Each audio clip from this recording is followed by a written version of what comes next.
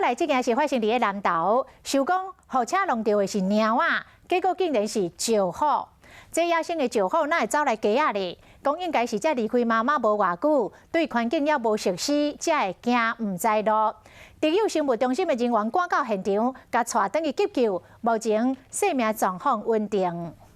民众伫南投花永路边发现这只敢若货车弄到的猫仔，公务人员赶到位了，发现这只唔是猫仔，是石虎。这属于野生动物，不是我抓它处理这只特生。男主透过面册，请大家斗相共，疾病中心的人员赶到现场，将石虎抓转去治疗。